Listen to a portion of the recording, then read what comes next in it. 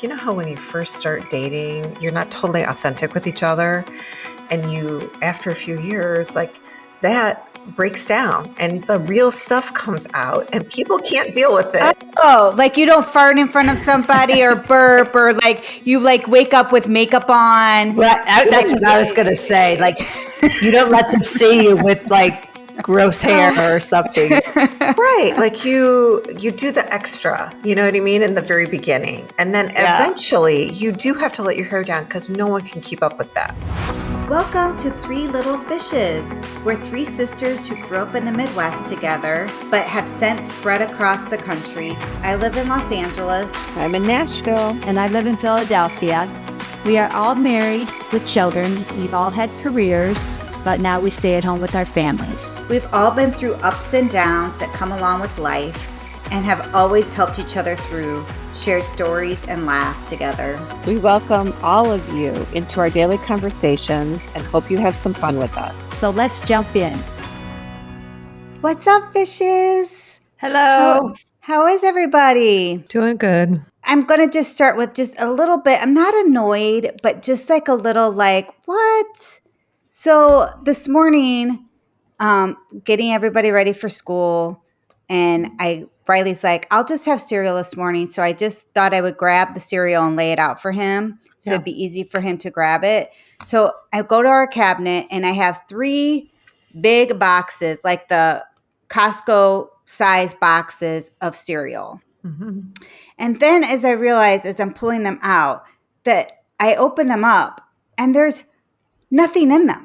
Like very, very little like left in these boxes. Mm-hmm. But I had just gone to the grocery store yesterday or the other day, and I purposely did not get cereal because I'm like, we have these 3 gigantic boxes still.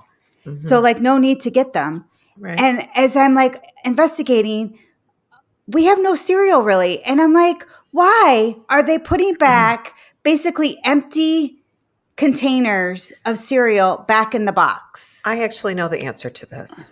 Oh, yeah. Let's hear it. I've had this problem in my house for years. There's like 5 crackers in the box. There is like what I can perceive as like half a bowl of cereal because there's still stuff in there and they don't want to throw it out. So then you end up with not even like a full serving of something because people are trying to be like food conscious. Oh, which I do commend, but I've had this conversation with my family for years. So then I started doing this, like I've since given it up, but like we had a chalkboard in our kitchen in Chicago and I would be like, if something's getting low, can you please write it down and I'll get some more. That way we won't run out of the things that you love, because if you leave it in there and I don't know that it's almost gone because I don't eat that, you know, we're stuck. Now, the thing that I find just abhorrent is when they put the literal empty box of Pop-Tarts back. Like they take the last Pop-Tart and the box stays there. Yeah. Well, I have this same situation happening in my household. So you're not alone. But I thought it was a boy thing. I don't know. I'm like, why put an empty wrapper back in the cabinet? Doesn't that take effort to do that? I don't know. I guess in their mind, they're not leaving it on the counter, which is what both of my children do. They just leave their stuff everywhere. Oh, somebody had a snack here in front of the TV, or somebody had a snack here at the desk. What? Mm-hmm. Yeah. Well, I say the same thing, Lynne, like write down what we're out of or what we need. Like right here, I have an area right in our kitchen. Right. Nobody ever does. Right. No one does. Right. And then I freak out. I'll be like, I haven't done it for a long time because everybody's big now. But like back in the day, I used to be like, I cannot understand what's wrong with all of you. Just tell me. It's fine. You would tell me if you had no toilet paper. Why can't you tell me if you're almost out of cereal? I mean, that's a valid question. Kathy, did you have fun in Texas? So yes, I had an enjoyable trip. Minus, I had more travel problems with flight delays. I guess our plane hit a bird coming in, so they had to make sure it was safe, which I appreciate. Right. but that was like a 2-hour delay. But we had a nice time. It was good to see my son and know that he's okay and alive. Yeah. So it's Yeah. good. Fun.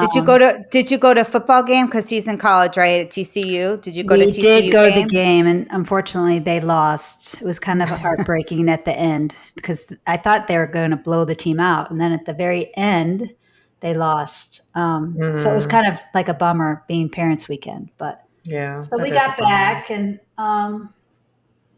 it is kind of a longer flight. So we got back, and then I just could not go to sleep that night. For some reason, I woke up like 3 times, maybe even 4 times. And one time, my husband, I was sleep talking, he said. I turned on the light and I said something was crawling on me. He was like, "What?" I think I thought there was a mouse in our bed. So I turned on the lights and he's staring at me like, "What is going on?" And it was like 3:30 in the morning. And then I went to the bathroom and I came back to bed. And then I finally did go to sleep. But honestly, I don't even really remember it, like talking to him, until he brought it up to me the next day. Because I was Yeah. like, oh, I kind of faintly remember we were talking, but if he wouldn't have said anything, I would have totally forgotten about it. That's hilarious. So are you feeling stressed? I feel like when we lived together and we shared a room, you did sleep talk when you were stressed and you did all sorts of crazy things in your sleep. Yeah, I mean, maybe, of course, probably. Yeah. Life Yeah. is hard But sometimes. like, it was a terrible night's rest. So I was so tired yesterday. I know I'm you're kind of a sorry. wild sleeper in You are. general. You are a wild sleeper. Yeah. You Yeah. are. Linda, what about you? Any crazy sleep stories or how was your weekend? Weekend was good. Jack and I were in Knoxville, Tennessee at a hockey tournament. So hockey season is officially underway. They won. Had a great Oh, tournament. that's good. It was like interleague play though. And then we had our first high school game last night. So we won that, which was fun. My husband got back from Scotland on Saturday. So he's still kind of like doing the re-entry for the time zone. He's doing well, but it's 6 hours is a lot. Yeah. Did you have a good trip? Great trip. The oldest is doing great. She's settled in. She started school yesterday. It's going well. She's planning her first trip. So she's Good. doing great. So all the things. So it's Awesome. great. Yeah, our sleep schedule is a little off too. And I actually had to get up and go downtown today. I had a little checkup because I have thyroid disease. So I need to get that checked every once in a while. And of course she was running late, but I love her. So I give her grace. So I was just eating a little breakfast at 10:45 in the morning, and it's this Kodiak oatmeal power cup. I'm loving it. Like I normally make my own oatmeal, but this is like got protein and it's got like 14 grams of protein and this little yummy serving. It's so tasty. I recommend it for everybody. Well, for those who love oatmeal, they should check it out. I know I'm you not don't one like of those oatmeal, people. but I enjoy it, and I like it that it has like added protein in it. So Yeah, You that's should always a post struggle. that to our notes.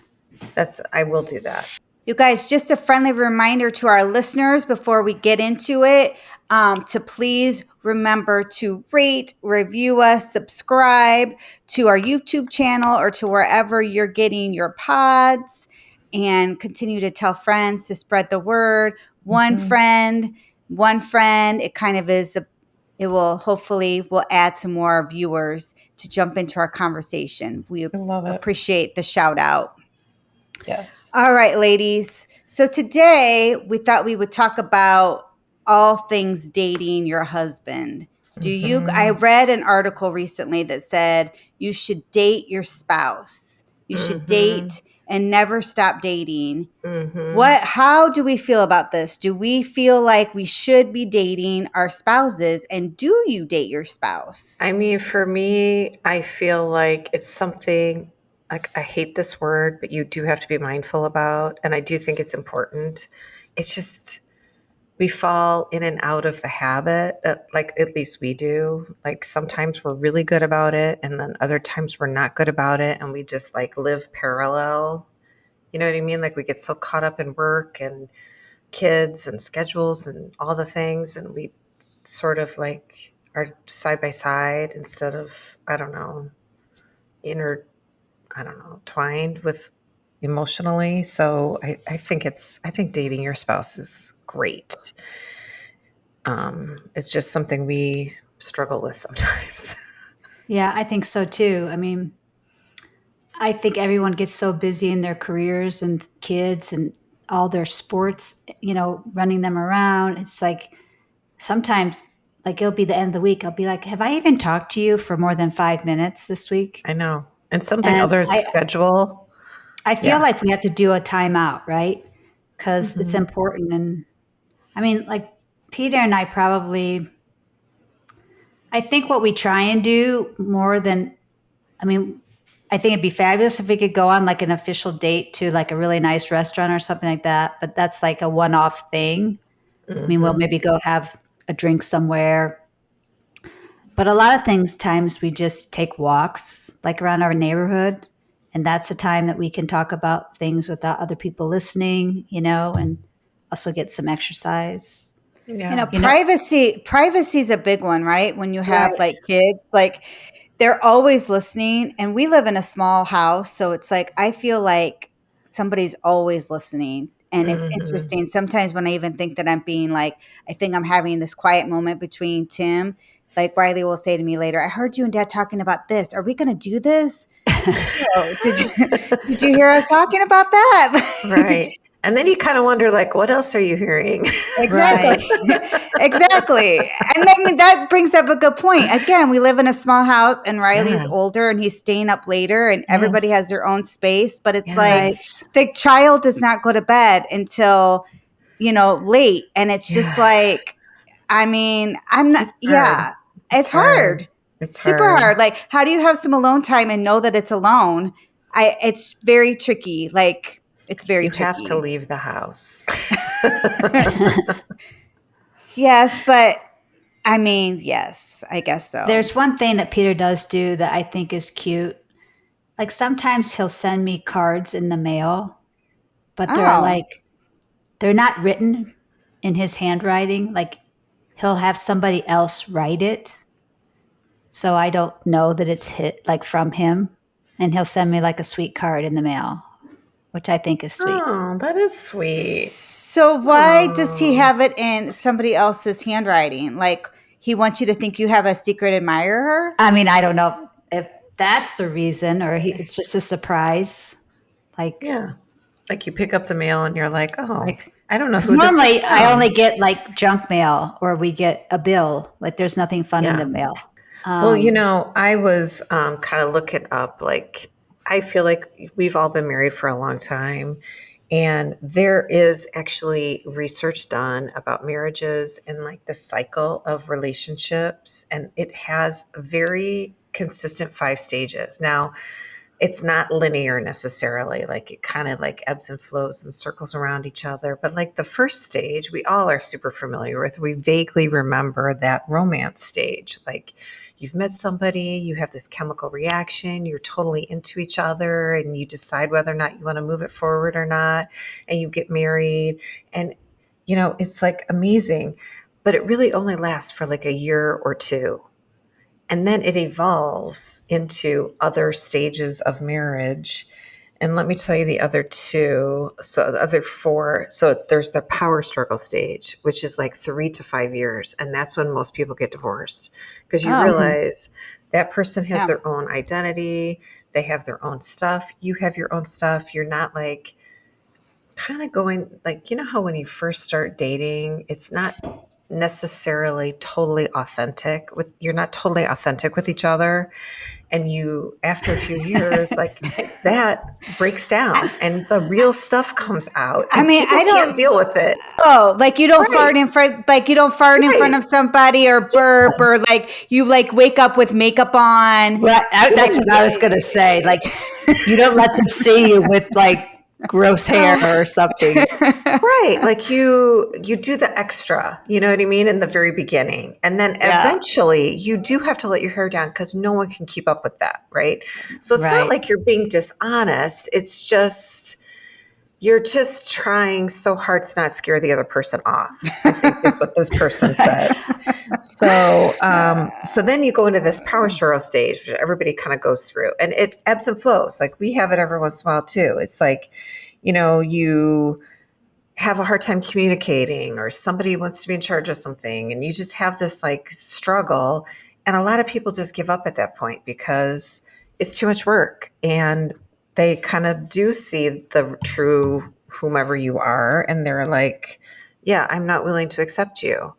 So, everybody, I think everybody needs a lane in their relationship, right? Like it's like to have it work, you got to have the traffic moving in hopefully the same direction, right? Right. But if you can get through that, there is this stage they call stability. So it's like, now you've learned how to fight. You've learned all the things. You're kind of in like happiness again. You're like, everything's going along great.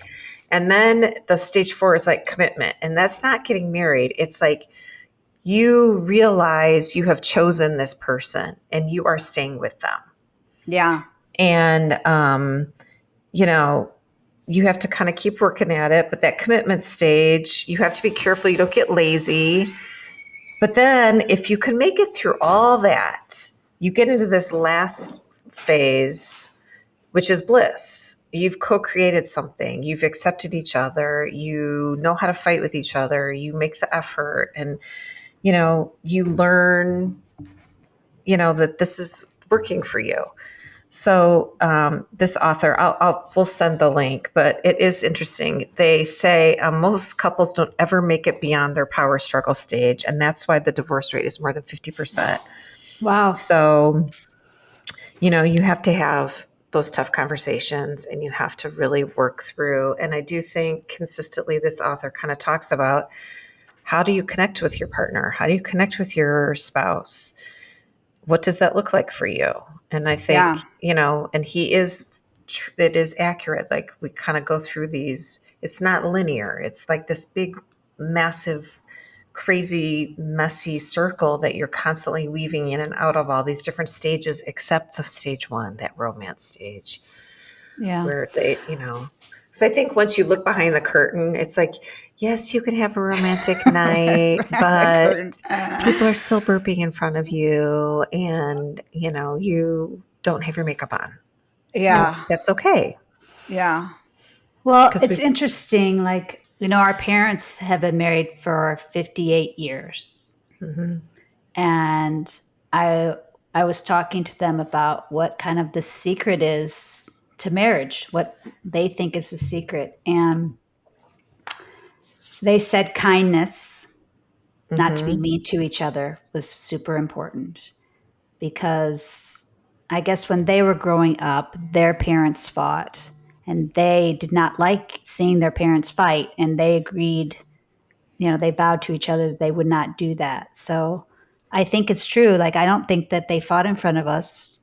I don't think they did either. And I don't think they did either. They were really good about, I think they were always respectful to each other. I don't ever remember a time of being like, ooh, something really bad's happening. They said, you can't be short. Don't go to bed angry. Don't keep score. And that's a big one. The don't keep score, I think, is really tricky, right? I think it's tricky. I think that's super tricky. Mm-hmm. I mean, everybody has their role. Like Tim and I definitely have figured out what our roles are, and that works for us. But sometimes I'm like, I feel like I have too much of like the emotional stuff and like trying to make sure all the parts are moving. Mm-hmm. And like, not that he's not doing stuff and that his stuff is not important as well, but I sometimes feel like I'm doing all the emotional stuff, but that's actually not true. But it sometimes feels like, I feel sorry for myself sometimes, especially when I'm still in the car for soccer at 10 o'clock at night. And I'm just like, why am I still on my feet? I've been up since 6:30 and I'm still not done. Right. Yeah.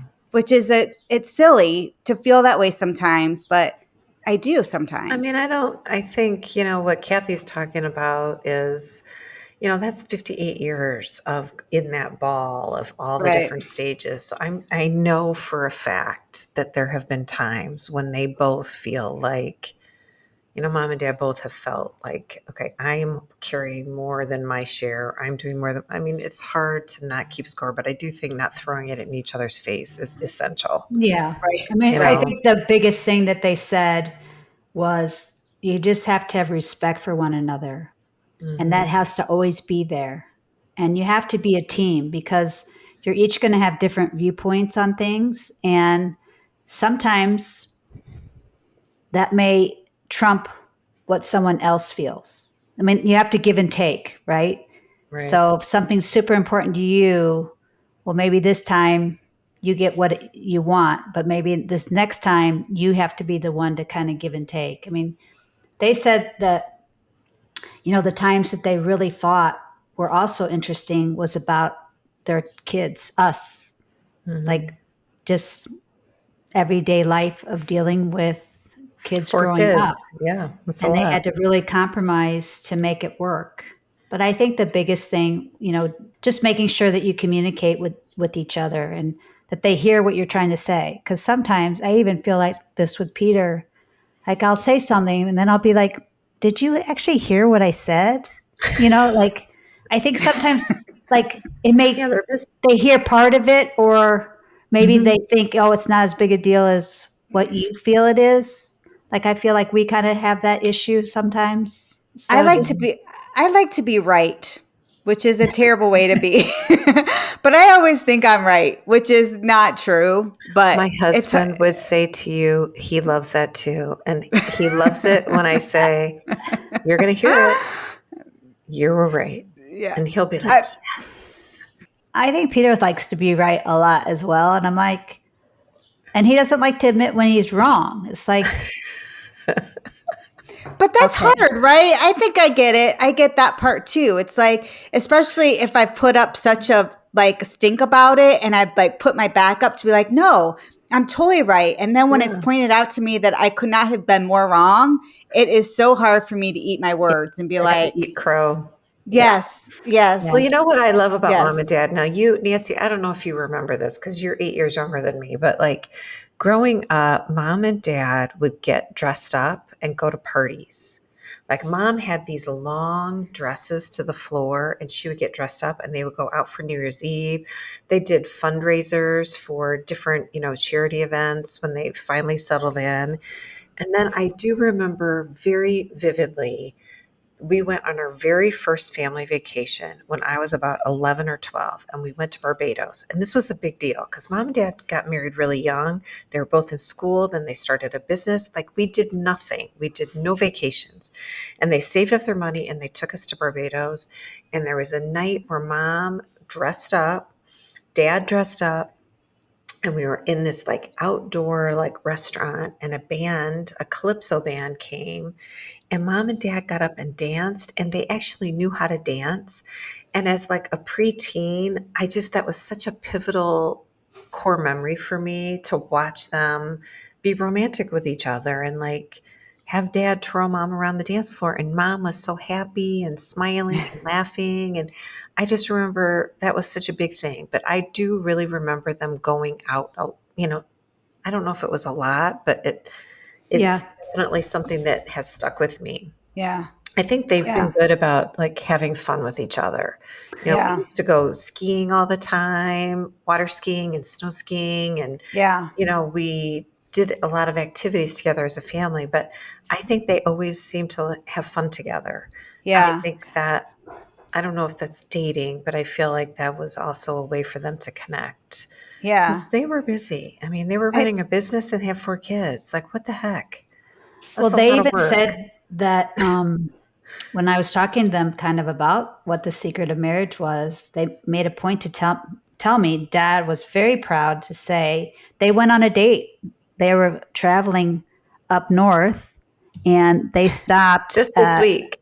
Yeah, they stopped at a hotel and they had dinner out on the lake that evening by themselves and had a little date night. So even after 58 years, they still are making time for each other, which I think is cool. I love that. That's amazing. adorable. I know. Yeah. It's great.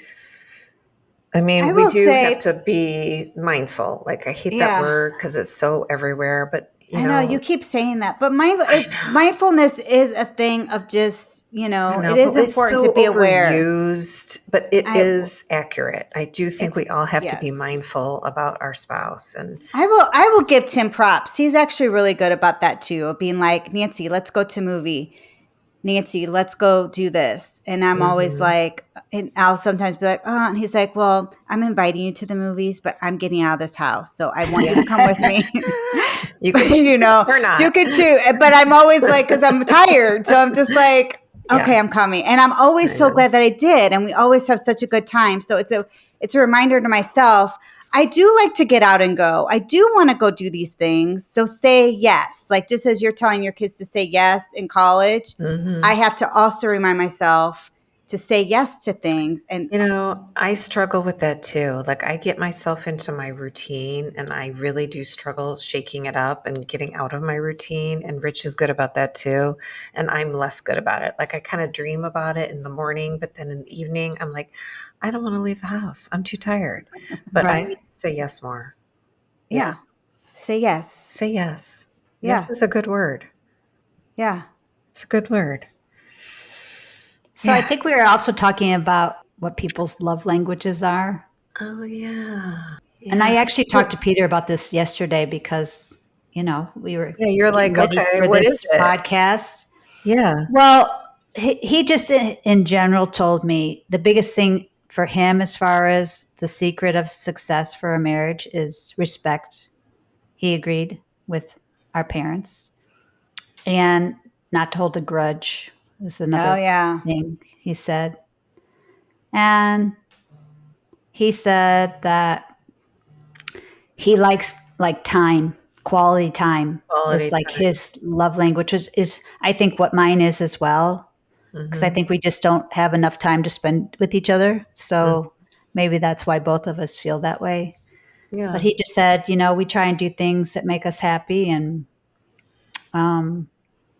spending quality time together. Nancy, he said even just language? like sitting on the couch makes him happy to be just around, right? Just around. Yeah. Well, that's nice.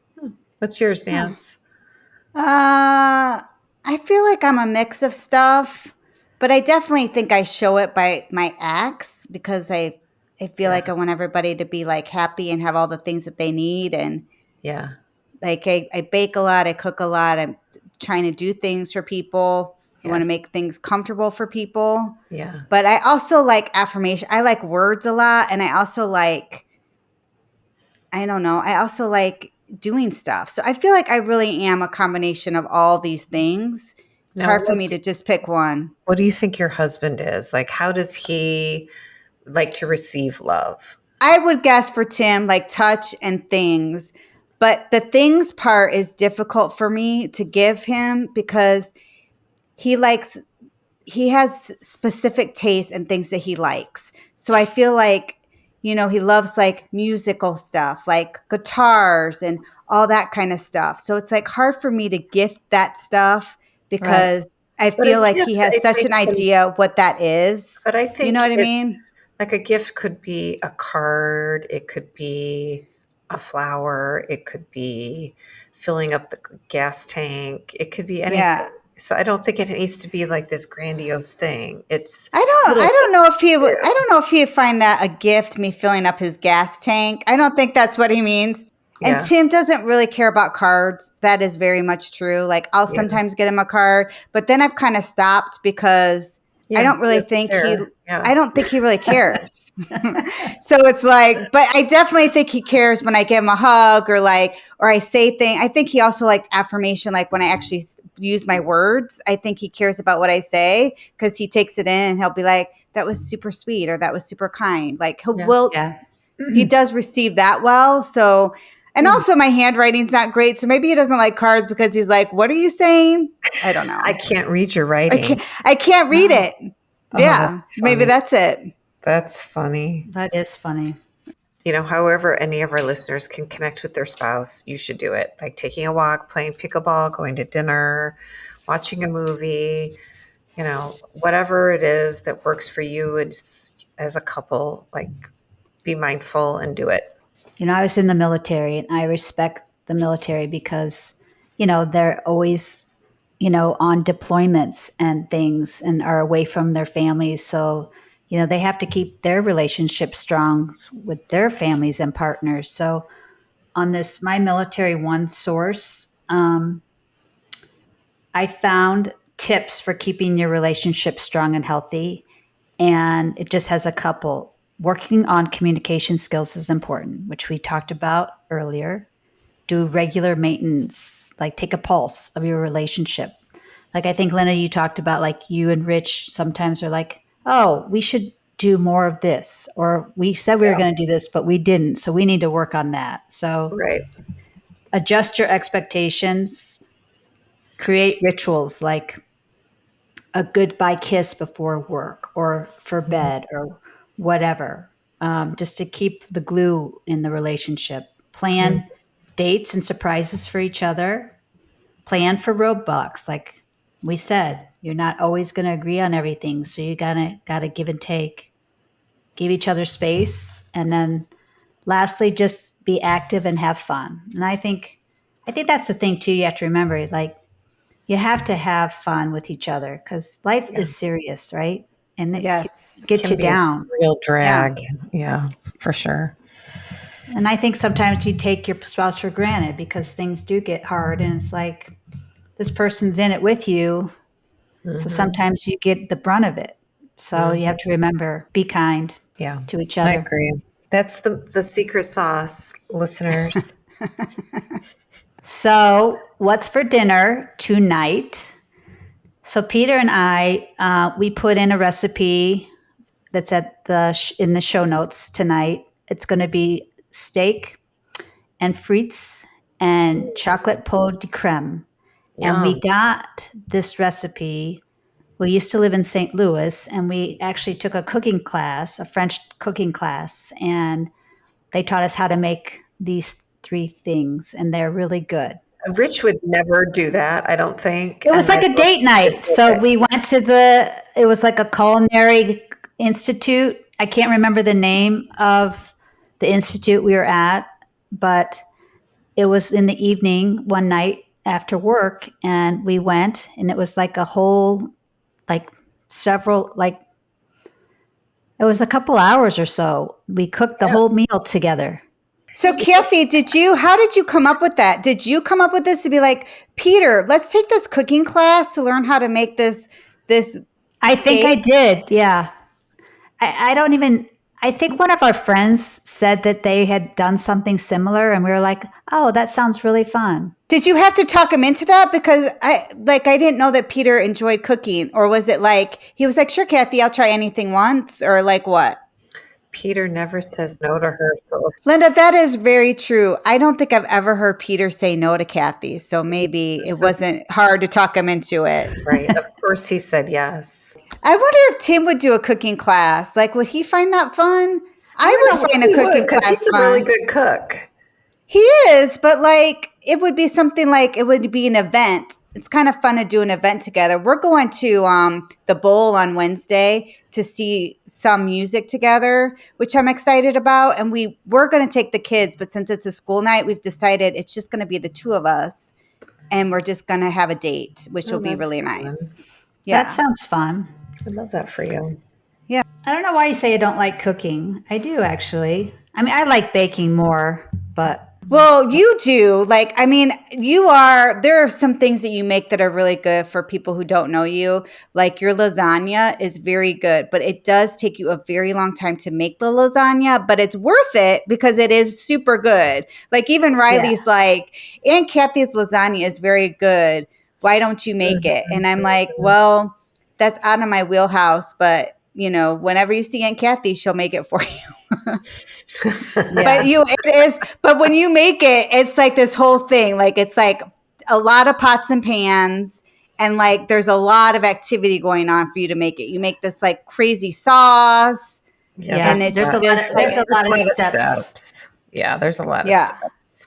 All right, girls. Wow. Well, this was kind of fun talking about dating. I do feel like I have to be more like I do feel like I need a little bit more fun with Tim. Like, I feel like we get in like the rut. So I think I'm going to like try to take some nuggets from here and be like, let's go sneak out and play some golf, or let's go on a more of a walk, or let's, I don't know, go sit out in the backyard and have a drink without little ears. Like, correct. Spice it up, people. Riley, go to bed. It's late. Go to bed. Well, we want to thank you for listening to our podcast and letting us sisters jump into your day. If you get your podcast from Apple, at the bottom of the episodes, you actually, if you scroll down, you can see that you can leave a review there. So I think sometimes you don't see it because we have all of our podcasts stacked up with all the episodes. So make sure you please review us. And then I do have a listener that gets her podcast from Spotify, and I did get on there, and you have to click on the podcast on Spotify and then follow Three Little Fishes, and there's a follow button that's right there, right below on the left, and you click it, and you'll also see there's a bell which you can also check, which is to the right, and that will let you follow all of our new episodes. And then on Spotify, they have 3 dots, and if you click the 3 dots, you can rate the show. So please do that, and also share, at least like Nancy was saying, with one of your friends so we can get our podcast out there. Everybody have a great weekend. Sisters out.